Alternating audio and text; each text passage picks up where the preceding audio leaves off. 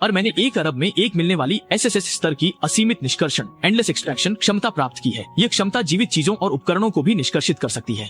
इस समय जब मैंने न्यूबी विलेज में सभी को दी गई सफेद शुरुआती उपकरण देखी, जिसकी हमलावर शक्ति सिर्फ 2 अंक बढ़ी थी, तो लगा मैं एक बार में बैल को मार सकता हूँ। कल्पना करना मुश्किल है कि अगर इससे भी ऊंचे गुण होते तो क्या होता। मैं खुद को रोक नहीं पाया और सोचा कि इस दिव्य क्षमता को आजमा कर देखूं कि यह कितनी जबरदस्त है। अगले ही पल मैंने असीमित निष्कर्षण क्षमता सक्रिय की। एक झटके में जंग लगी छोटी तलवार नई चमकदार हो गई। हल्का झटका देते ही उसकी ताकत पहले से कई गुना ज्यादा लगी। निष्कर्षण सफल हुआ। तलवार अब स्टील तलवार बन गई है, जिसकी हमलावर शक्ति 5 अंक बढ़ी।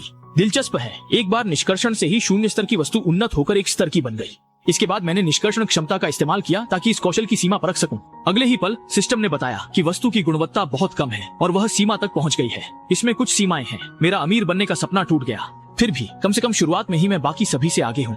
इसी समय सुरक्षित घर के बाहर से हलचल और भीड़ भाड़ की आवाजें आने लगी। मैंने तुरंत लकड़ी का दरवाजा खोला और 1 कदम बाहर रखा। इस समय विशाल ट्रांसमिशन गेट के सामने पहले से ही लोगों की भारी भीड़ जमा थी, लेकिन अनजान चीजों का सामना करते हुए सभी लोग बस प्रवेश द्वार के पास ही घूम रहे थे। कोई भी अंदर जाने की हिम्मत नहीं कर रहा था। आखिरकार सुरक्षित नए खिलाड़ियों के गांव की तुलना में बाहर का रास्ता शायद एक खूनी और हिंसक दुनिया की ओर जाता है। अचानक पीछे से एक जोरदार धमाका हुआ। देखा कि एक नए खिलाड़ी की ताकत के विस्फोट ने उसके पैरों के नीचे गहरा गड्ढा बना दिया। असल में ये व्यक्ति वही पहले वाला 1 स्टार एक्सट्रीम वाला वांग क्यांग था। साथ ही उसकी जागृत क्षमता थी डी ग्रेड की शक्ति उन्माद, जिसे इस्तेमाल करने पर उसकी ताकत 3 गुना बढ़ जाती है। यह देखकर मैं चुपचाप सबके पीछे हट गया। उसकी ताकत दिखाने के बाद सब लोग भी उसकी तारीफ करने लगे। फिर शु रोंगशिन के चलते ये मूर्ख भी सबसे पहले नए खिलाड़ियों के गांव से बाहर निकलने की धमकी देने लगा। जैसे ही वांग क्यांग ने 1 कदम टेलीपोर्टेशन गेट में रखा, मैं मन ही मन ठंडी हंसी हंसा। ताकत तो ठीक है, लेकिन दिमाग ज्यादा नहीं है। और दूसरी ओर जैसे ही वांग क्यांग टेलीपोर्टेशन गेट से निकला, एक परछाई उसके सामने से झपकी। तभी उसके पीछे अचानक 2 लोगों जितनी बड़ी एक खरगोश प्रकट हुई और सूचना आई कि नए खिलाड़ी वांग क्यांग को लेवल 1 के खतरनाक जानवर ब्लड टूथ रैबिट ने मार डाला।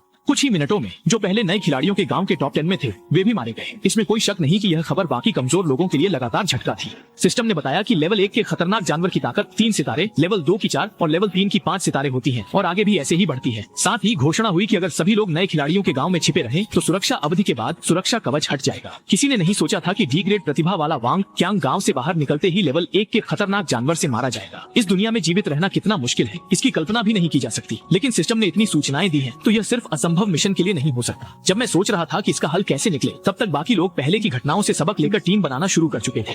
जल्दी ही जो लोग टीम बना चुके थे वे ट्रांसमिशन गेट में चले गए। इसी दौरान कुछ लोगों ने मुझे अकेला देखकर टीम में बुलाया, लेकिन मैंने बिना हिचकिचाहट उन्हें मना कर दिया। हालांकि टीम बनाना एक अच्छा तरीका है, लेकिन जब तक मैं खुद मजबूत नहीं हो जाता तब तक अपनी प्रतिभा को उजागर नहीं कर सकता। इसी के साथ पहली टीम के अंदर गए हुए 15 मिनट हो चुके हैं। अब अंदर जाकर देखना चाहिए कि क्या हो रहा है। और इस समय दूसरी ओर का दृश्य हर जगह वीरानी का एहसास करा रहा था। ऐसे माहौल में लग रहा था जैसे अगले ही पल कोई राक्षस निकलकर मुझ पर हमला कर देगा। अचानक एक तीखी और घिनौनी खून की गंध मेरे सामने आ गई। उस गंध का पीछा करते हुए मैंने देखा कि वह मारा गया व्यक्ति वांग क्यांग ही था।